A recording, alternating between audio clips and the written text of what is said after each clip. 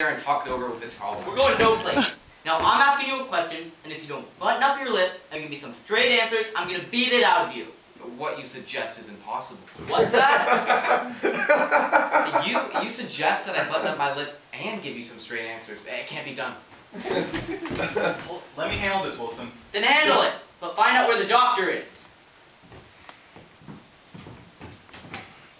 You did see Dr. Chumley at Charlie's place, you say? Yes. He had asked for me, so naturally the proprietor brought him over to my table and left him. We exchanged conventional greetings. I said, "How do you do, Dr. Chumley?" And he said, "How do you do, Mr. Dowd?"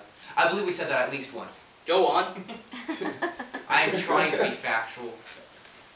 I then introduced him to Harvey. To who? White rabbit, 6 feet tall. 6 feet? 6 feet 1 1/2. Oh. Go on, Dowd. Dr. Chumley then sat down with us. I was seated on the outside of the bench, like this. Harvey was on the inside near the wall, and Dr. Chumley was seated across from Harvey where he could look at him. That's right, spend all night on the seating arrangement. Well, Harvey then suggested to me that I buy him a drink, and knowing that Harvey does not like to drink alone, I suggested to Dr. Chumley that we join him. And so? We joined him. Go on, go on. We joined him again. Then what? We kept right on joining Skip all him. the joining! You are asking me to skip a very large portion of the evening. Okay, tell us what happened to the doctor. Please? Harvey and the doctor then got into an argument. Quietly at first. Later it became rather heated and Dr. Chumley raised his voice. Why? Harvey seemed to feel that Dr. Chumley should assume part of the financial responsibility of the joining. Dr. Chumley didn't seem to want to do that. I can believe that part. Let him go. Yes, See how far he'll go. This guy's got guts. I agreed to take all of it because I did not want any trouble. Harvey and I go down to Charlie's quite often. The proprietor is a nice man with an interesting take on life. Then the other matter came up. Cut the damn double talk and get on with it. Mr. Wilson, you are a sincere type of man, but I must ask you to not use that type of language in the presence of a lovely young lady like Miss Kelly. You're right, Dowd. And we're sorry. You say the other matter came up? Yes. There was a beautiful blonde woman, a Mrs. Smithville, seated in the booth across from us with her escort.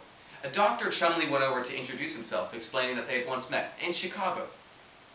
Her escort escorted Dr. Chumley back to our booth and suggested to him that he mind his own affairs.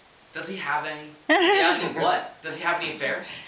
How would I know? Please hurry, Mr. Dowd. We're all so worried about the doctor. Oh. Dr. Chumley then suggested to Harvey that they head over to Bessie's barn dance, but Harvey wanted to go to Eddie's instead. So while they were arguing about it, I went to the barn to order another drink, and when I came back, they were gone. Where did they go? I mean, where did the doctor go? I don't know. I had a date out here with Miss Kelly and Dr. Sanderson, so I came out here to pick them up. I was hoping that later on we might run into them and make a party out of it. Okay, are you satisfied? You got a story? Okay, you're lying and we know it. I never lie, Mr. Wilson. You've done something with the doctor and I'm finding out what it is. Don't touch him, Wilson. Maybe he isn't lying, Wilson. That's all this guy is, a bunch of lies. You don't believe the story he's telling about the doctor going to and talking to some big white rabbit, do you? Maybe Dr. Chumley did go to Charlie's place. And saw a big white rabbit, I suppose. And why not? Harvey was there. But at first, Dr. Chumley seemed a little frightened of Harvey, but that gave way to admiration as the evening wore on. The evening wore on.